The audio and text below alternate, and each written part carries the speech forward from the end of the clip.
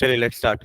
So already हमने science में 2 chapter पढ़ लिया है ना। पहला चैप्टर था केमिकल इक्वेशन एंड रिएक्शन, उसका टेस्ट हो गया है। सेकंड रिफ्लेक्शन रिफ्रैक्शन, वो भी हो गया है। आज चालू करते हैं बायो, है ना। एक चैप्टर आपका दैट इज लाइफ प्रोसेस, है ना। क्या बहुत लंबा चलेगा? तो लाइफ भी तो लंबी चलती है ना, तो प्रोसेस भी लंबा ही चलेगा, ठीक है। ओके, तो क्या पढ़ते हैं अपन इस चैप्टर में, क्या क्या पढ़ने वाले हैं? Any idea? नाम से क्या समझ में आ रहा है चैप्टर का? लाइफ प्रोसेस मतलब जितने भी हमारे लाइफ में जो बेसिक फंक्शंस होते हैं या प्रोसेसेस होते हैं उसको बोल रहे हैं लाइफ प्रोसेसेस। जैसे कि पहला रेस्पिरेशन, ओके, और सेकंड न्यूट्रिशन, ठीक है, और ट्रांसपोर्टेशन, ठीक है, एक्सक्रीशन और रिप्रोडक्शन। ये 5 मेजर लाइफ प्रोसेस है ना। क्या क्या नाम बोला आपने? शुरुआत की अपन ने रेस्पिरेशन से, रेस्पिरेशन। उसके बाद सेकेंड आपका न्यूट्रिशन हो गया, ठीक है। थर्ड एक्सक्रीशन एंड फोर्थ हो गया ट्रांसपोर्टेशन, ठीक है। एंड लास्ट हमने बात की रिप्रोडक्शन की। ये 5 वाइटल प्रोसेसेस हैं, लाइफ प्रोसेसेस। बट इसमें से जो ऊपर के 4 हैं ये एसेंशियल लाइफ प्रोसेस है। मतलब इनमें से कोई भी एक प्रोसेस अगर रुक गया तो लाइफ इज नॉट पॉसिबल, समझ रहे हैं ना। फिफ्थ वाला प्रोसेस एसेंशियल नहीं है। आप समझ रहे हैं मैं क्या बोल रहा हूं? इट इज नॉट एसेंशियल, तो it is a life process but not an essential life process. Reproduction नहीं करेंगे तो हम मर नहीं जाएंगे। हाँ, बस ये फर्क है कि आगे हमारी आने वाली जनरेशन नहीं आ पाएगी, बट उससे हमें कुछ फर्क नहीं पड़ेगा। आप समझ रहे हैं मैं क्या बोल रहा हूँ? तो that is what is meant by reproduction. तो वो एक लाइफ प्रोसेस तो है, but it is not an essential life process. बाकी ऊपर के जो 4 है ना, ये एसेंशियल है। एसेंशियल मतलब जो जरूरी है, उन्हें ही चाहिए, उसका कोई और सेकंड ऑप्शन नहीं है हमारे पास, ठीक है। तो एक एक करके हम इस चैप्टर में ये चारों के बारे में पढ़ने वाले हैं, एसेंशियल लाइफ प्रोसेस के बारे में। रिप्रोडक्शन का अलग एक चैप्टर है जहां पे हम रिप्रोडक्शन को देखेंगे, ठीक है। तो अभी इस चैप्टर में हमको क्या देखना है? पहले के 4 लाइफ प्रोसेस, ठीक है। उसमें भी स्टार्ट हम करेंगे न्यूट्रिशन से, ठीक है। फिर हम आएंगे रेस्पिरेशन में, उसके बाद ट्रांसपोर्टेशन पढ़ेंगे, इसी सीक्वेंस से पढ़ेंगे। कारण पहले न्यूट्रिशन, खाना खाएंगे ना, उसके बाद तो एनर्जी आएगी तो रेस्पिरेशन कर पाएंगे, राइट। राइट, और रेस्पिरेशन करेंगे और जो खाना खा रहे हैं इनको पहुंचाना है ना, तो ट्रांसपोर्टेशन। क्योंकि जो भी हम खाना खा रहे हैं ये अल्टीमेटली स्टमक इंटेस्टाइन तक जा रहा है, पर उनको सेल्स तक कैसे पहुंचाएं? सेल्स तक पहुंचाना जरूरी है ना। देखिए ultimately cells are the basic functional unit of your life. हमने पढ़ा है क्लास 9th में कि सेल्स जो होते हैं वो बेसिक स्ट्रक्चरल और फंक्शनल यूनिट होते हैं। मतलब वही है जो एक्चुअली में फंक्शन परफॉर्म कर रहे हैं। अगर मैं अपना ये हाथ हिला पा रहा हूं, इसका मतलब है कि मसल सेल्स परफॉर्म कर रहे हैं ऑपरेशंस। आपने पढ़ा ना tissues are made up of muscular cells. तो ultimately cells are the major role player, हम बोल सकते हैं कि जो मेजर काम कर रहे हैं वो कौन है? सेल्स है, ठीक है। भले वो छोटे हैं, है ना, but they are the one which are actually working, because this cells combine to form tissues, tissues combine to form organ, then organ system and then organ, organ आपका ऑर्गेनिज्म, राइट। ऐसे ही होता है। तो मतलब बेसिक फंक्शन ब्लॉक कौन है? Cell. तो सेल्स तक खाना पहुंचाना है। आपने खाना खा तो लिया, बट ये सेल्स तक पहुंचाने का काम किसका होगा? आपके ट्रांसपोर्टेशन सिस्टम का। उसमें आपका ब्लड होता है जो मेन पार्ट है।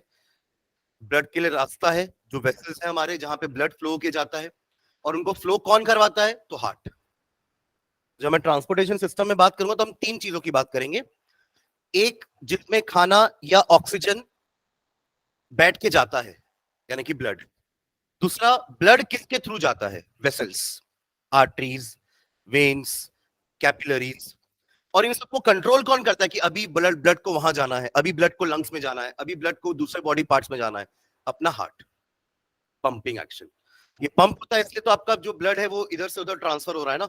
बॉडी से हार्ट में आ रहा है, हार्ट से लंग्स में जा रहा है, लंग्स से वापस हार्ट में आ रहा है, हार्ट से वापस बॉडी में जा रहा है, बॉडी से फिर से हार्ट में आ रहा है, हार्ट से फिर से लंग्स में। ये साइकिल चलती जा रही है, राइट। तो उसको कौन कंट्रोल कर रहा है? हार्ट। हार्ट का पंपिंग एक्शन एक्चुअली में कंट्रोल कर रहा है पूरा ट्रांसपोर्टेशन, ठीक है। और ये ब्लड जब जा रहा है तो वो खाना भी लेके जा रहा है इंटेस्टाइन से आके। तो ट्रांसपोर्टेशन इज वेरी इंपॉर्टेंट जब हम एक मल्टी सेलुलर ऑर्गेनिज्म की बात कर रहे हैं। एक यूनिसेलुलर ऑर्गेनिज्म लाइक अमीबा, उनको नहीं जरूरत है ट्रांसपोर्टेशन सिस्टम की, क्योंकि उनका एक सेल ही उनकी बॉडी है, तो उनको कुछ पहुंचाना ही नहीं ना कहीं पे। बट हमारा बॉडी उनके कंपैरिजन में काफी कॉम्प्लेक्स है। हमारे सेल इतने सारे हैं कि हमको हर सेल्स तक चीजें पहुंचानी है। तो इसलिए हमारे पास एक अच्छा ट्रांसपोर्टेशन सिस्टम होना चाहिए, ठीक है। And last one is excretion. Excretion भी बहुत इंपॉर्टेंट है, वरना वो टॉक्सिक वेस्ट आपके बॉडी में एक्यूमुलेट होते जाएगा and ultimately it will lead to death. तो इसलिए हमें कोई टॉक्सिक मटेरियल अपने बॉडी में स्टोर करके नहीं रखना चाहिए। It will be out through our body by the process of excretion. दो टाइप का एक्सक्रीशन होता है, एक सॉलिड वेस्ट का और एक लिक्विड वेस्ट का। हम यहाँ पे लिक्विड वेस्ट का पढ़ेंगे और न्यूट्रिशन में हम सॉलिड वेस्ट का पढ़ लेंगे। तो न्यूट्रिशन का मतलब सिर्फ खाना खाना नहीं होता है, उसका यूटिलाइजेशन, उसका डाइजेशन प्लस यूटिलाइजेशन एंड उसका एक्सक्रीशन। तो इसलिए तो हमको पूरा एलिमेंट्री कैनाल पढ़ते हैं ना यहाँ पे। We start from mouth and we end at anus, जहां से आपका सॉलिड वेस्ट बाहर जाता है सुबह सुबह, ठीक है। चलो आगे बढ़े, एक एक करके हम एक एक प्रोसेस पढ़ते हैं। पहले पहले ये लिख लेते हैं कि लाइफ प्रोसेस होता क्या है, ठीक है। हेडिंग डाल लेंगे सब चैप्टर का नाम, life process, life processes chapter का नाम। पहले डेफिनेशन लिखते हैं लाइफ प्रोसेस का मतलब क्या होता है, देन हम स्टार्ट करेंगे किक ऑफ विद न्यूट्रिशन, ठीक है। चलो लिखेंगे definition. The basic functions, life process का डेफिनेशन लिख रहा हूं मैं। The basic process, the basic processes या फंक्शंस लिख सकते हैं। द बेसिक प्रोसेसेस या functions performed by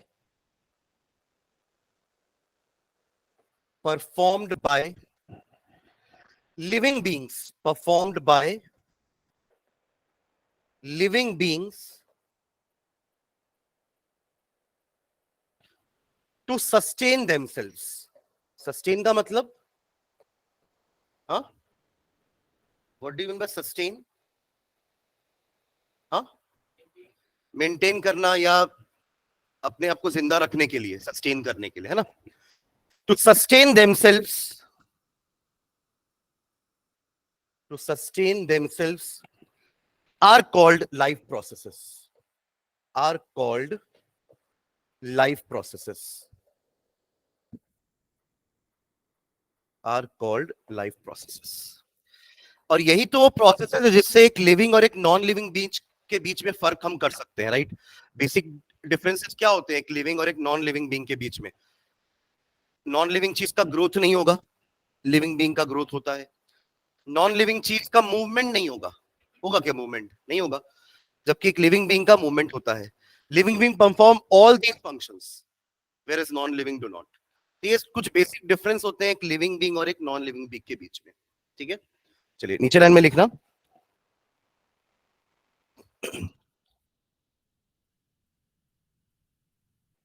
Living organism exhibit many activities. Living organism exhibit, living organisms exhibit many activities, many activities, many activities like first लिखना nutrition, ठीक है। Second लिखना respiration. हम इसी सीक्वेंस में क्यों पढ़ रहे हैं? क्योंकि ये खाना जो है यही तो आपके सेल्स में जाएगा और वो ब्रेक डाउन होगा और एनर्जी में कन्वर्ट होगा, है ना। बिना खाना खाए आप रेस्पिरेशन प्रोसेस भी कंप्लीट नहीं कर सकते। आप समझ रहे हो मैं क्या बोल रहा हूं? बिकॉज रेस्पिरेशन में बनती है एनर्जी और ये एनर्जी बनती है खाने से। तो पहले न्यूट्रिशन होना चाहिए, फिर रेस्पिरेशन होना चाहिए, समझ रहे हैं ना, ठीक है। उसके बाद ट्रांसपोर्टेशन एंड देन एक्सक्रीशन, ठीक है। तो थर्ड लिखना transport of material, transport of material. Then fourth लिखेंगे, फोर्थ इज ब्लड सर्कुलेशन। वो इसी में आ जाएगा एक्चुअली, है ना। ट्रांसपोर्ट ऑफ मटेरियल में ब्लड सर्कुलेशन आ जाएगा क्योंकि यही ब्लड तो चीजें सप्लाई कर रहा है हमारे बॉडी में, है ना। ऐसा कोई पार्ट नहीं है जहां ब्लड नहीं जा रहा है। तो अल्टीमेटली हमारी बॉडी में जितनी भी सप्लाई चीज हो रही है वो कौन कर रहा है? ब्लड, ठीक है। तो ब्लड सर्कुलेशन भी एक एक्टिविटी हो गई which will come under transportation only, ठीक है। देन आफ्टर दैट जो दो लाइफ प्रोसेस बच गए हैं, एक हो गया आपका excretion and last is reproduction,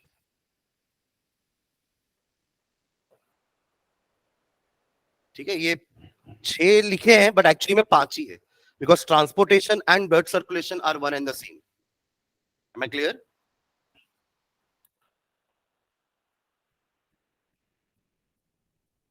ठीक है, इसमें नीचे लाइन में लिखना, from the above processes, from the above processes, from the above processes, reproduction is a reproduction is a reproduction is a non-essential life process, non-essential life process, non-essential life process. ठीक है, तो इस chapter में हमको essential life processes पढ़ने हैं। तो सबसे पहला लिख लो, फर्स्ट न्यूट्रिशन। ये स्टार्ट करेंगे न्यूट्रिशन। इसमें भी हमें पूरा न्यूट्रिशन दो पार्ट में पढ़ना है, एक प्लांट का न्यूट्रिशन और दूसरा एनिमल्स का न्यूट्रिशन। एनिमल के न्यूट्रिशन में हमारा न्यूट्रिशन भी आ जाएगा, ठीक है। एक प्लांट का न्यूट्रिशन पढ़ेंगे तो वहां पे अपन फोटोसिंथेसिस पढ़ेंगे कि फोटोसिंथेसिस क्या होता है। अब ये तो जानते हैं हम फोटोसिंथेसिस क्या होता है, कैसे होता है वो हम अब पढ़ेंगे। मतलब अभी तक 9th में आप पढ़ते हुए आए हो कि photosynthesis a process by which plants make their own food, है ना, जहां पे वो कार्बन डाइऑक्साइड और वाटर लेते हैं as a raw material. In the presence of sunlight and chlorophyll they produce food, glucose and oxygen. ये यहां तक तो हम पढ़ते हुए आए हैं। बट एक्चुअली में प्रोसेस के अंदर भी दो पार्ट में प्रोसेस कंप्लीट होता है, एक लाइट फेज होता है और एक डार्क फेज होता है। लाइट फेज मतलब जो दिन में हो रहा होगा, दिन में लाइट है, और एक डार्क फेज है जो नाइट के टाइम पे हो रहा होगा जब डार्क है, राइट। तो हम अपने फोटोसिंथेसिस प्रोसेस को भी दो पार्ट में पढ़ेंगे अब क्लास 10th में, ठीक है। तो ये हम प्लांट न्यूट्रिशन में पढ़ेंगे। जब मैं एनिमल न्यूट्रिशन में आऊंगा तो एनिमल न्यूट्रिशन में हम अलग टाइप की न्यूट्रिशन पढ़ते हैं, जैसे कि हमें पता है कि हर्बीवोरस का न्यूट्रिशन अलग होता है ना, कार्निवोरस का न्यूट्रिशन अलग होता है, ओमनीवोरस का अलग होता है। तो हमारा जो न्यूट्रिशन है उसमें बेसिकली 5 स्टेप्स होते हैं। वो 5 स्टेप्स कौन कौन से हैं? जैसे मैंने कहा ना कि न्यूट्रिशन का मतलब सिर्फ खाना खाना नहीं होता है, उसको डाइजेस्ट करके यूटिलाइजेशन भी न्यूट्रिशन के अंडर ही आता है। तो सबसे पहला काम होता है इंजेशन, खाना खाओ, ये सबसे पहला स्टेप हुआ। फिर क्या करते हैं खाना खाने के बाद?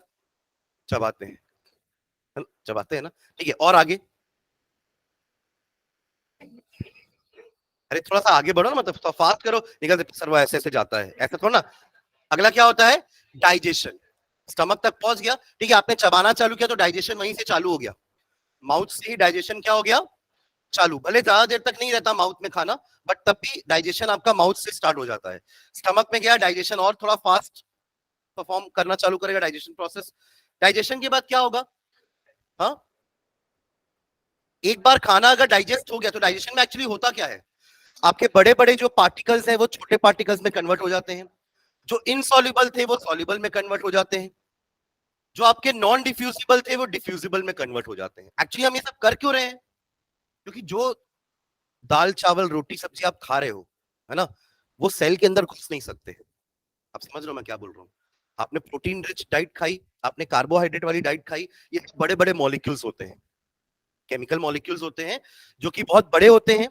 तो ये सेल के अंदर घुस नहीं पाएंगे। क्यों नहीं घुस पाएंगे? क्योंकि सेल के पास एक मेम्ब्रेन है। क्या नाम दिया था हमने मेम्ब्रेन को क्लास 9th में?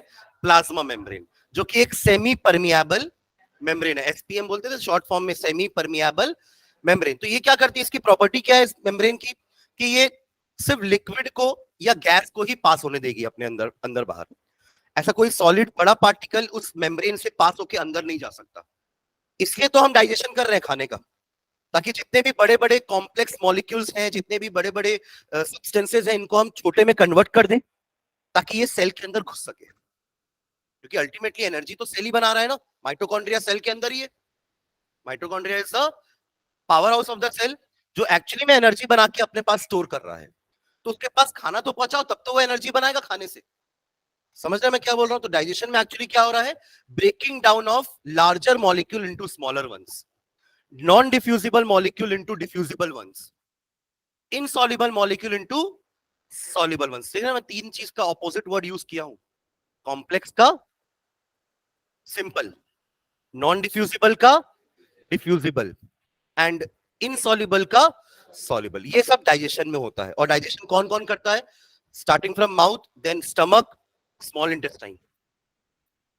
लार्ज इंटेस्टाइन डाइजेशन नहीं करता। डाइजेशन पूरा कहां खत्म हो जाता है? स्मॉल में। है ना, थोड़ा पेनक्रियास का जूस और लिवर का जूस आके उनको थोड़ा हेल्प करता है डाइजेशन करने में, पर खाना तो फ्लो यहीं से होता है, माउथ से स्टार्ट होके स्टमक, स्टमक से स्मॉल इंटेस्टाइन, स्मॉल इंटेस्टाइन में पेनक्रियास और लिवर अपने तरफ से कुछ हेल्प भेजते हैं जो आपके डाइजेशन प्रोसेस को और फास्टर कर देता है। अल्टीमेटली इंटेस्टाइन के अंदर पूरा खाना, स्मॉल इंटेस्टाइन के अंदर पूरा खाना डाइजेस्ट हो जाता है। अब क्या है, डाइजेशन तो हो गया है, तो उसको सेल्स तक पहुंचाना है ना, तो यहां आपका आएगा ब्लड इंटेस्टाइन के पास और वो लेके जाएगा खाना, इसको बोलते हैं एब्सॉर्प्शन। तो थर्ड प्रोसेस क्या हो गया, एब्सॉर्प्शन। पहला क्या था, इंजेशन, खाना खाना, second digestion, third absorption. Absorb हो गया खाना, ब्लड ने खाना एब्सॉर्ब किया, वो चला गया सेल के पास लेके, सेल को दे दिया। अब सेल बोला ये क्या है, आपने खाया तो प्रोटीन था पर मेरे पास तो कुछ और आया है, आपने खाया तो कार्बोहाइड्रेट था पर मेरे पास तो कुछ और आया है। आप समझ रहे हो मैं क्या बोल रहा हूं, मैं, आपने खाया तो फैट था बट मेरे पास तो कुछ और आया है, इससे मैं क्या करूं, तो वो क्या करेगा, सेल फिर से उल्टा काम करेगा। हमने अभी डाइजेशन में क्या किया था, प्रोटीन को छोटे फॉर्म में कन्वर्ट कर दिया था, कार्बोहाइड्रेट को छोटे फॉर्म में कन्वर्ट कर दिया था, फैट को छोटे फॉर्म में कन्वर्ट कर दिया था। ये सेल के अंदर घुसने के लिए बस था, एंट्री करने के लिए। एक बार अगर एंट्री होगी ना तो सेल वापस से इनसे इनका पुराना आइटम वापस बनाएगा। आपने अगर प्रोटीन को अमीनो एसिड में कन्वर्ट कर दिया था तो सेल अमीनो एसिड को फिर से प्रोटीन बना देगा। समझ रहे मैं क्या बोल रहा हूं, अगर आपने कार्बोहाइड्रेट को ग्लूकोज में कन्वर्ट कर दिया था तो ये फिर से उसको कार्बोहाइड्रेट बनाएगा, ताकि उसको सेल को भी ये सारी चीजें मिल सके वापस से। एम आई क्लियर, ठीक है। अल्टीमेटली ये कार्बोहाइड्रेट है जो कि ब्रेक डाउन होता है माइटोकॉन्ड्रिया के अंदर आपके ऑक्सीजन के साथ। हमने रेस्पिरेशन में ब्रीदिंग प्रोसेस किया था ना, वो आपका एनर्जी बनेगा माइटोकॉन्ड्रिया के अंदर, वो हम रेस्पिरेशन में पढ़ेंगे। तो चौथा प्रोसेस क्या हुआ, वापस से बनाना, इसको बोलते हैं एसिमिलेशन। क्या बोलते हैं, तो पहला क्या था, इंजेशन, दूसरा डाइजेशन, तीसरा एब्सॉर्प्शन। इंटेस्टाइन ने अपना काम किया, वो जाके सेल को दे दिया। अब सेल जाने क्या करना उसका, सेल ने क्या किया, एसिमिलेशन किया, यानी कि फिर से उसने उन्हीं कॉम्प्लेक्स मटेरियल को फिर से बनाया, एसिमिलेट किया। Am I clear. अब क्या बच गया, एक और प्रोसेस, एक्सक्रीशन। क्योंकि जितना भी एब्जॉर्बेबल था ना, इंटेस्टाइन एब्जॉर्ब करके चला गया और रह गया क्या, अनडाइजेस्टेड फूड। क्या रह गया, अनडाइजेस्टेड फूड, जिसको हम मतलब हमारा लार्ज इंटेस्टाइन उसको फीसेस में कन्वर्ट कर देता है। फीसेस मतलब, फीसेस मतलब, हाँ नहीं बोलो ना, हंस क्या रहे हो। फीसेस मतलब जो हम आम भाषा में बोलते हैं, ठीक है, उसको कन्वर्ट करके लार्ज इंटेस्टाइन अपने पास स्टोर कर लेता है और फिर वो एनएस के थ्रू बाहर हो जाता है। तो एक्चुअली लार्ज इंटेस्टाइन का काम क्या है, वो फीसेस के स्टोर करता है एंड देन एनएस के थ्रू वो बाहर हो जाता है। समझ गए क्या, 5 प्रोसेस हो गए। तो इसको इजेशन बोलते हैं, इसको एक्सक्रीशन मत बोलना। एक्सक्रीशन अपन लिक्विड वेस्ट के लिए वर्ड यूज करते हैं, यहां अपन बोलेंगे इजेशन। क्या बोलेंगे, पहला इंजेक्शन था, देखो इंजेक्शन और इजेशन में कंफ्यूज होना, दोनों उल्टा प्रोसेस है, एक में निकाल रहे हैं, एक में खा रहे हैं, एकदम अपोजिट है ना। तो एक में इन है ना, और एक में एग्जिट का ई है। तो injection, digestion, absorption, assimilation, egestion. Injection फिर से थोड़ा करेंगे, हाँ वो ठीक है, आप सुबह वापस खाना चालू कर दोगे वो अलग बात है, ठीक है, बट लास्ट प्रोसेस क्या है, इजेशन। ये हमारे न्यूट्रिशन के 5 स्टेप्स हैं। एम आई क्लियर, ठीक है। तो हमारे लिए ये पूरा 5 प्रोसेस करने के लिए एक डेडिकेटेड सिस्टम है, जिसको हम एलिमेंट्री कैनाल बोलते हैं। क्या बोलते हैं, alimentary canal of main and women also, ठीक है, बट मेन, ठीक है, एलिमेंट्री कैनाल ऑफ मेन, ये हम पढ़ेंगे। पर जब हम यही चीज बात करेंगे छोटे ऑर्गेनिज्म लाइक अमीबा के लिए, अमीबा क्या होता है, सिंगल सेल है, उसका वो सिंगल सेल ही उसकी पूरी बॉडी है, तो पूरे के पूरे फंक्शंस कौन परफॉर्म करेगा, उसका वो सिंगल सेल। उसको जरूरत भी नहीं है ना, कॉम्प्लेक्स बॉडी स्ट्रक्चर है नहीं उसका, तो उसको कोई अलग ऑर्गन सिस्टम की जरूरत भी नहीं है। एम आई क्लियर, चलो ठीक है। तो न्यूट्रिशन लिख लिया हेडिंग। तो पहले प्लांट न्यूट्रिशन पढ़ते हैं, फिर एनिमल न्यूट्रिशन पढ़ेंगे, ठीक है। तो प्लांट न्यूट्रिशन किस टाइप का होता है, ऑटोट्रॉपिक। 2 टाइप के न्यूट्रिशन होते हैं, एक ऑटोट्रॉपिक एंड दूसरा heterotrophic. Autotrophic is the one विच, हाँ हाँ, ऐसा न्यूट्रिशन जिसमें जो आपका जो लिविंग बीइंग है वो खुद अपना खाना बनाता है। हम भी तो बनाते हैं किचन में, बट वो रॉ मटेरियल से बनाते हो ना। इन्होंने क्या लिया है, इन्होंने नेचुरल चीज से बनाया है, सनलाइट से। अगर आप भी ऐसा कर पाओ तो आप भी फिर ऑटोट्रॉप्स हो जाओगे, पर हम ऐसा नहीं कर सकते, राइट? तो ऑटोट्रॉप्स वही कहलाएंगे जो सन्स की एनर्जी को यूज करके खाना बना रहे हैं। ठीक है, चलिए, तो इसमें लिखना न्यूट्रिशन में, पहले डेफिनेशन लिखते हैं न्यूट्रिशन की। लिखो, the intake of food, nutrition की डेफिनेशन लिख रहा हूं मैं। द इनटेक ऑफ फूड, यहीं पे डेफिनेशन खत्म हो जाएगी क्या? हाँ, ये तो सिर्फ इंजेक्शन हुआ ना।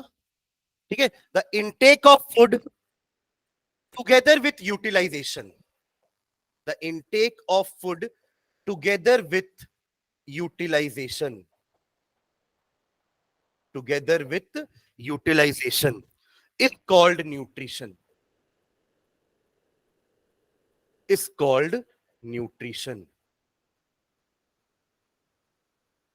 is called nutrition. Next line में, it can also be defined as the process, एक और definition है, it can also be defined as a process, it can also be defined as a process of intake of food, process of intake of food, comma its digestion, जो दूसरा step होता है हमारा, comma its absorption, जो तीसरा step है, and distribution,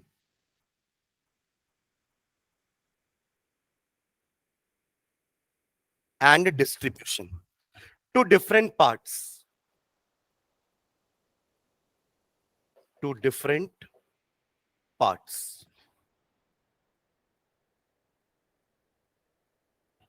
in plants and animals. Plants के लिए कौन सा ट्रांसपोर्टेशन सिस्टम है प्लांट के पास? जाइलम एंड फ्लोएम, है ना? जो भी खाना वो बनाते हैं वो फ्लोएम के थ्रू अदर बॉडी पार्ट्स में प्लांट के चला जाता है। ठीक है, हमारे पास वो चीज के लिए ब्लड है। ठीक है, तो different parts in plants and animals. Clear है? तो दोनों डेफिनेशन सही है, आप दोनों डेफिनेशन में कोई भी एक डेफिनेशन लिख सकते हैं। ये यूटिलाइजेशन में सब चीज आ गई, डाइजेशन, एब्सॉर्प्शन, डिस्ट्रीब्यूशन सब आ गया। ठीक है,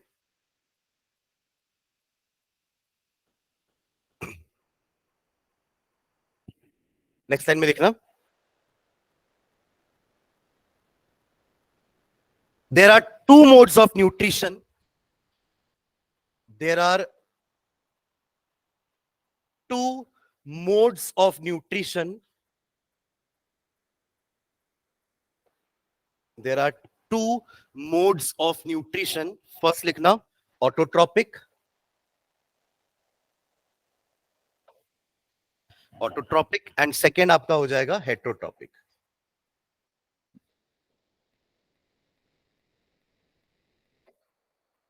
Autotropic and heterotropic. लिखो ना, ऑटोट्रॉपिक के लिए एक पैराग्राफ बनाएंगे। Autotrophic organisms are, autotropic organisms are, autotropic organisms are self nourishing, self nourishing मतलब वो अपना नरिशमेंट खुद करेंगे। They don't have to depend on other living organism for their food. So they have to depend on sun, but कोई और living organism पे depend होने की जरूरत नहीं है, जैसे कि हमें होती है, right? And all other animals also. ठीक है, तो autotrophic organisms are self nourishing. Auto का मतलब ही सेल्फ होता है ना, ऑटो स्टार्ट, सेल्फ स्टार्ट। ठीक है, तो autotrophic organisms are self nourishing, full stop. They make within their tissues, they make within their tissues, within their tissues, within their tissues all types of food they need, all types of food they need. Full stop. They use the raw materials, they use the raw materials, raw materials आपके कौन से होते हैं? एक carbon dioxide and दूसरा water. हमने तो उसका रिएक्शन भी पढ़ा है ना, केमिकल इक्वेशन रिएक्शन में CO2 plus H2O gives C6H12O6 plus O2। ठीक है, ओके। तो they use the raw materials and energy. Energy किस फॉर्म में लेते हैं? सनलाइट। ठीक है, they use the raw material and energy from the environment, from the environment, from the environment.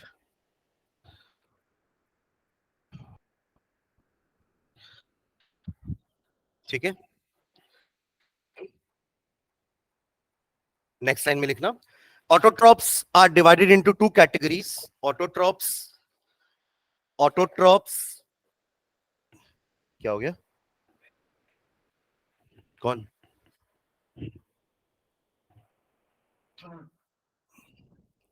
Autotrophs फिर दो कैटेगरी में डिवाइड होता है ना, एक फोटोसिंथेटिक और एक chemosynthetic.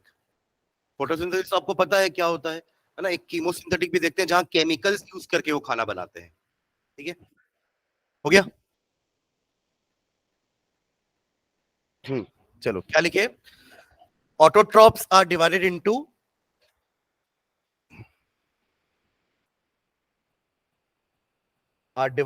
Two categories.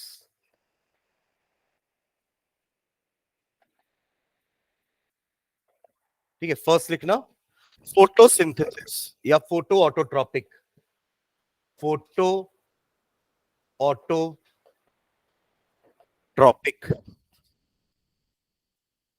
And second लिखना chemo autotrophic.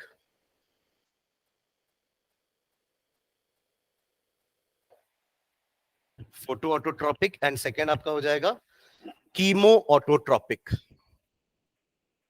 Chemosynthesis and photosynthesis, एक में लाइट यूज कर रहा है, एक में केमिकल यूज कर रहा है फॉर प्रिपेयरिंग फूड। ठीक है, तो नेक्स्ट लाइन में लिखो, दोनों के बारे में एक एक दो दो लाइन लिख लेते हैं। नीचे लिखना ऑल ग्रीन प्लांट्स,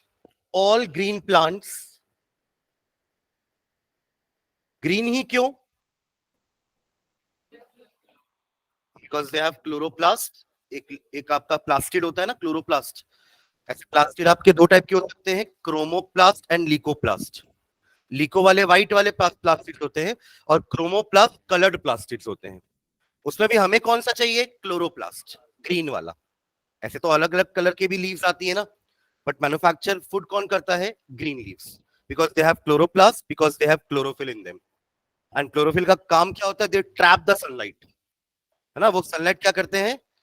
ट्रैप कर लेते हैं, और यही सनलाइट वो फिर शाम के टाइम पे यूज करते हैं खाना बनाने के लिए। तो एक्चुअली हमको ऐसा लगता है कि ठीक है कि the sun the plant prepare their food in the presence of sunlight, but actually में खाना लास्ट में बनता तो शाम में ही है, in the dark phase. Light phase में तो बस वो क्लोरोफिल क्या करता है? सनलाइट को कैप्चर करके स्टोर कर लेता है। लेटर ऑन इवनिंग टाइम पे वो खाना बनाना स्टार्ट करते हैं, जो कार्बन डाइऑक्साइड है वो ग्लूकोज में कन्वर्ट होता है। ठीक है, तो all green plants comma some bacterias, कुछ बैक्टीरियाज भी होते हैं जो फोटोसिंथेसिस शो करते हैं। All green plants comma some bacterias show the photosynthesis process, show the photosynthesis, show the photosynthesis। First off, they contain a green pigment called chlorophyll, they contain a green pigment called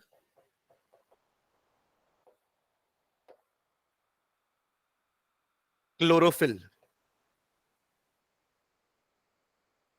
ये भी एक तरह का chemical है जिसमें major component magnesium होता है chlorophyll में, सुने कभी? हाँ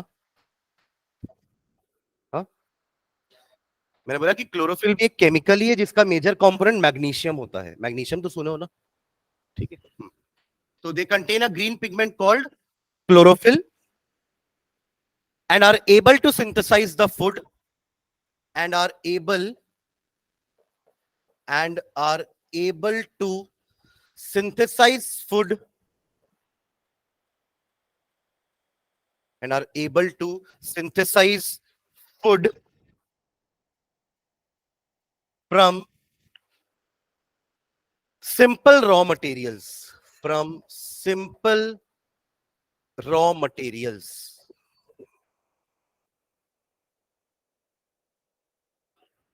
like CO2, H2O in presence of sunlight. In presence of sunlight.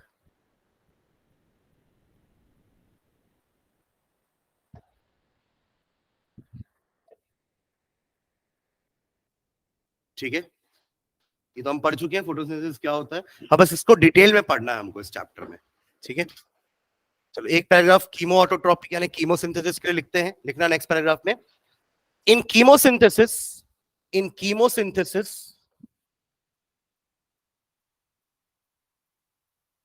in chemosynthesis, energy which is stored in food, energy which is stored in food is obtained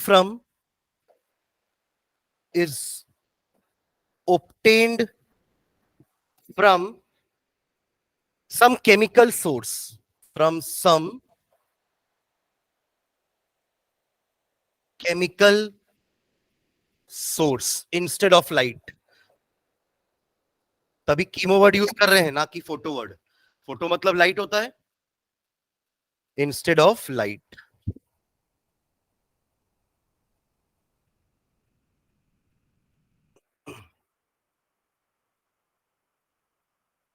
example लिखना, इसमें कुछ examples, hydrogen bacteria,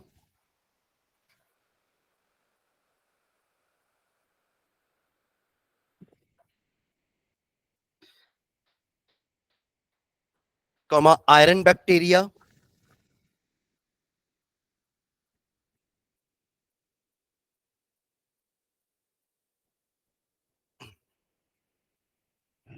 etcetera.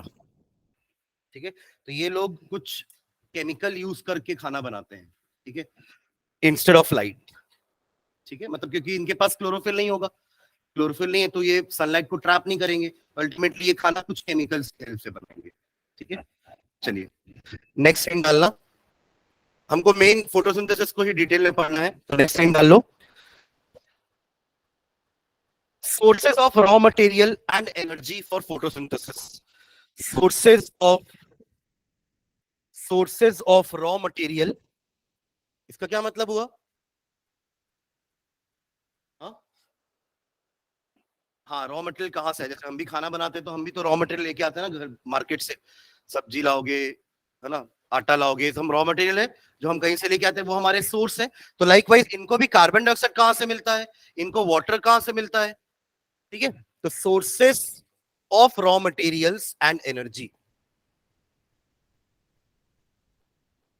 Sources of raw materials and energy, energy का तो पता है सन, बाकी raw material उनको environment से ही मिलता है, कार्बन डाइऑक्साइड वो एनवायरमेंट से लेते हैं थ्रू स्टोमेटा, पानी वो जाइलम से ले लेते हैं, पानी डालते हैं ना अल्टीमेटली जाइलम से उनको पानी मिल जाता है।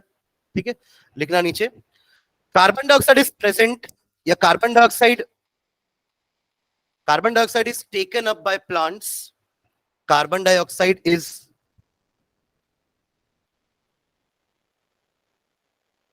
taken up by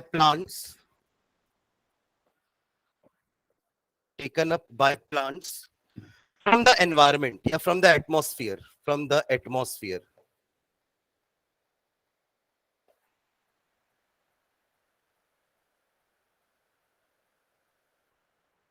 ठीक है, एक्वेटिक प्लांट्स को डिसॉल्व कार्बन डाइऑक्साइड मिल जाता है वाटर में। ठीक है, फुल स्टॉप, नेक्स्ट टाइम में देखना,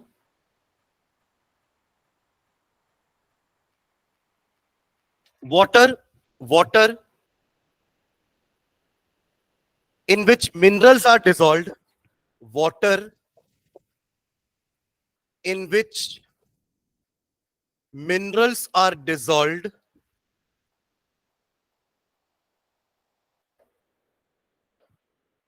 ये कहां से है मिनरल्स? ये हमारे फर्टिलाइजर्स और मैन्योर जो भी हमारा रहेगा प्लांट्स को देते हैं, उसमें पानी डालेंगे तो ultimately they will get dissolve in water. तो एक्चुअली जाइलम वाटर लेके नहीं जाता है, वाटर एंड मिनरल्स दोनों होते हैं। हम कभी भी ऐसा नहीं बोलते कि xylem helps in the transportation of water, नहीं, xylem helps in the transportation of water and minerals. वो मिनरल्स उस पानी में डिसॉल्व हो जाते हैं, ठीक है। Those minerals can be soda, आपका पोटेशियम, एनपीके बोलते हैं, है ना, nitrogen, phosphorus, potassium, NPK, they are the three main fertilizers आप बोल सकते हैं which are required for the growth of plants, ठीक है। तो water in which minerals are dissolved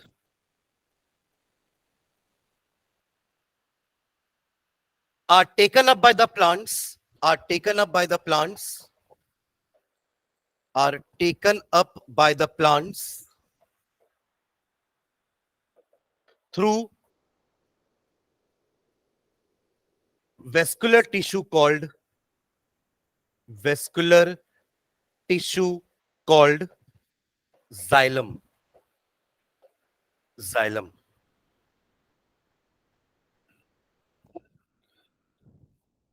ठीक है। एंड एनर्जी के बारे में भी लाइन लिख लेते हैं, नीचे लिख लो, energy, energy is trapped, energy is trapped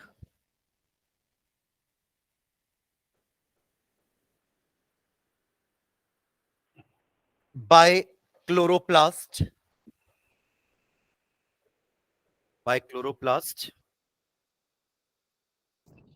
and this light energy, and this light energy, and this trapped light energy लिखना, and this trapped light energy, trapped light energy is converted into chemical form, is converted into chemical form, is converted into chemical form of energy। इसको क्या बोलते हैं? कौन सा chemical form of energy में convert होने वाला ये एनर्जी? हाँ, क्या ग्लू? नहीं, वो तो खाना हो गया ना। और कुछ?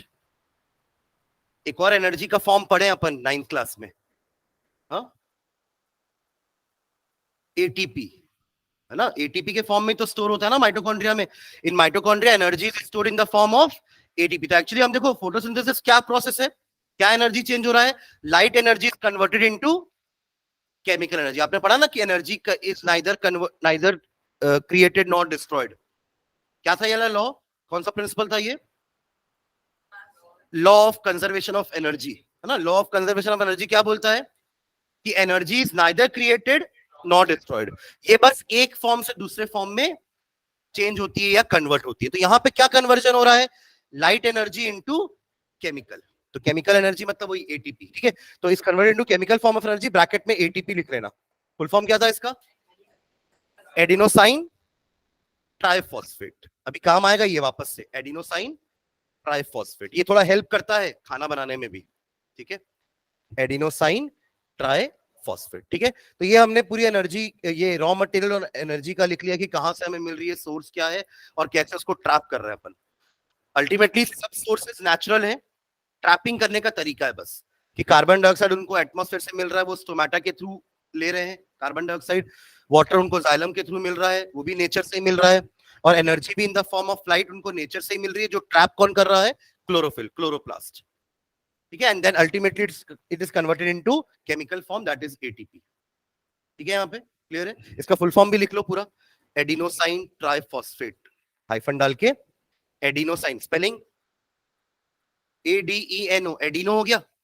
देन साइन, साइन है, शाइन नहीं है, SINE, ठीक है। देन ट्राई तो पता है, TRI, एंड देन फॉस्फेट हो जाएगा। लिख लो स्पेलिंग। इसी में ना रिएक्शन भी लिख लेते हैं अपना। क्या रिएक्शन होता है? Overall reaction 6CO2 plus H2O। आप लोग बैलेंस करना, ठीक है। मैं वो 6 भी गलती से लिख दिया, बैलेंस करने बोलने वाला था मैं, और अब करो पूरा balance. 6CO2 plus H2O gives C6H12O6 plus O2। ठीक है, तो उसको बैलेंस कर लो।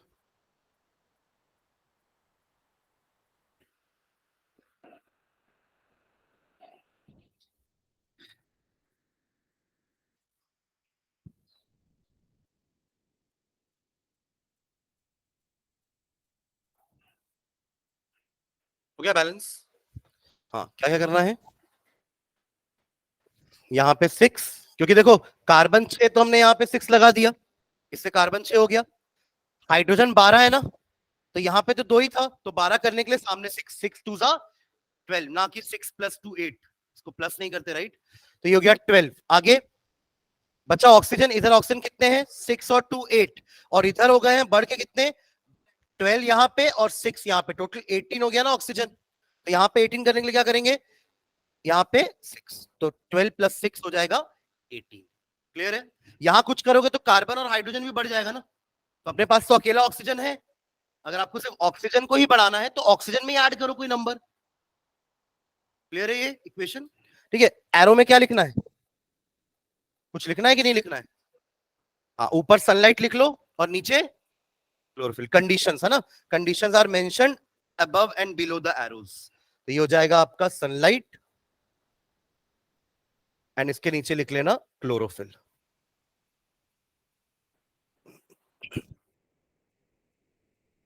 ठीक है, चलो नेक्स्ट इसका फेजेस पढ़ते हैं, किन 2 फेज में फोटोसिंथेसिस होता है। नेक्स्ट सेकंड डालना, events during the process of photosynthesis, या फिर आप मैकेनिज्म लिख लो directly, mechanism of photosynthesis. Mechanism of photosynthesis. ठीक है, तो इसमें लिखना हाइफन डाल के,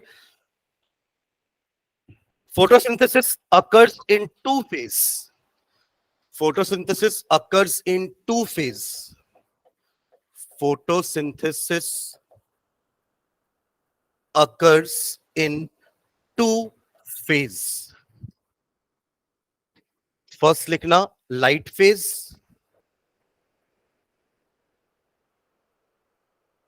and second dark phase. First is light phase and second is dark phase. Light phase का एक नाम और है, उसके ब्रैकेट में लिखना फोटोकेमिकल फेज। फोटोकेमिकल फेज, क्योंकि लाइट के प्रेजेंस में हो रहा है तो फोटोकेमिकल फेज। ठीक है, और इधर लिखना डार्क फेज में लाइट इंडिपेंडेंट फेज। अब डार्क फेज को लाइट की जरूरत नहीं है ना, जो भी लाइट का काम था उन्होंने दिन के टाइम पे कर लिया है। ठीक है, तो अब रात को उनको लाइट की जरूरत नहीं है, तभी हम क्या बोल रहे हैं इसको? लाइट क्या? इंडिपेंडेंट, मतलब नॉट डिपेंडेंट, है ना, इंडिपेंडेंट फेज। डार्क फेज यानी कि लाइट इंडिपेंडेंट फेज। ठीक है, चलो पहले लाइट फेज के बारे में लिखते हैं। लिखना नीचे, light phase, light phase, light phase can be studied in, can be studied under two headings. Light phase can be studied under two headings.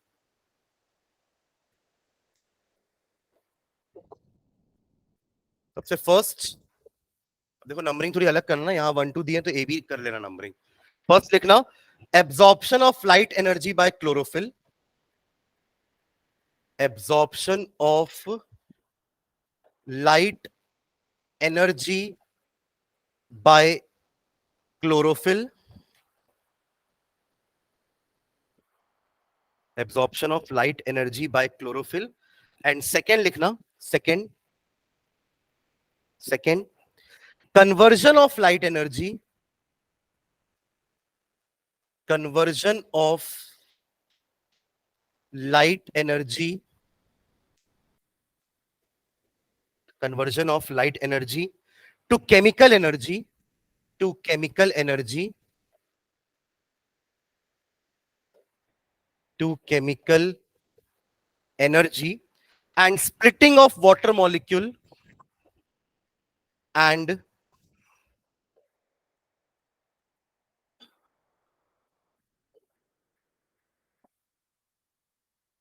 and splitting of water molecule यानी कि H2O water molecule into hydrogen and oxygen, into hydrogen and oxygen.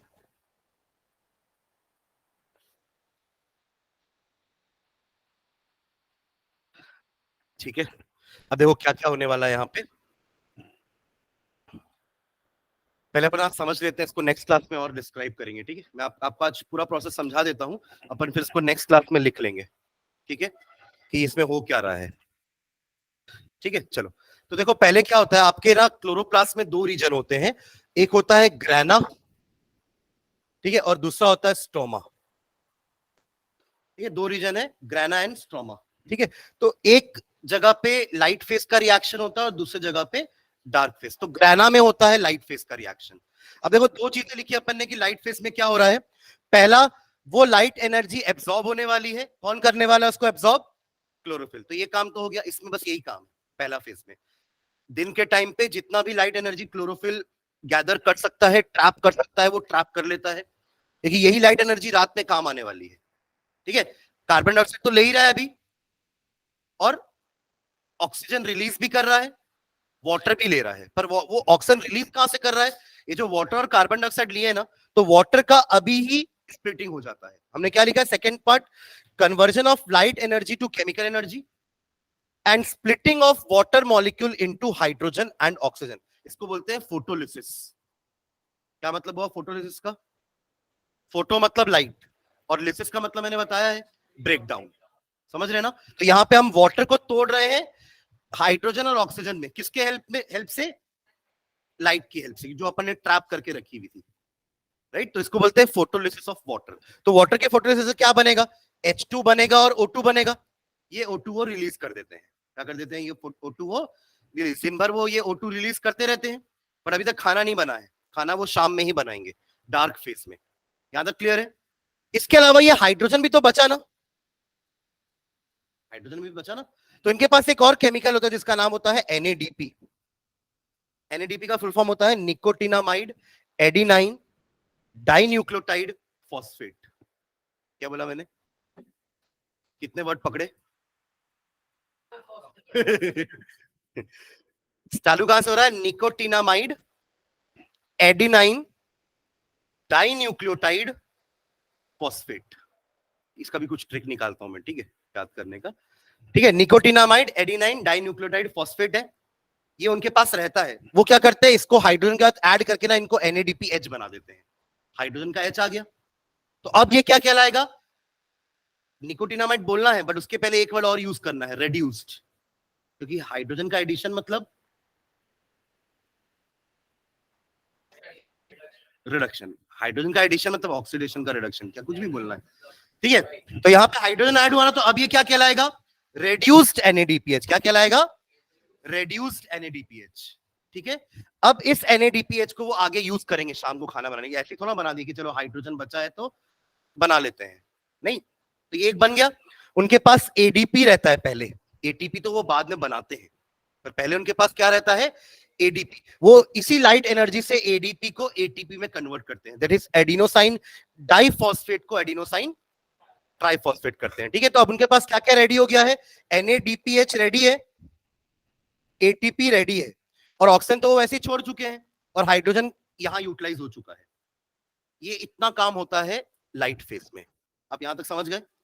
अब dark phase में क्या होता है? क्या बचा है? कार्बन डाइऑक्साइड अभी तक मैंने यूज भी नहीं किया ना, कार्बन डाइऑक्साइड भी तो ले रहे हैं ना प्लांट्स।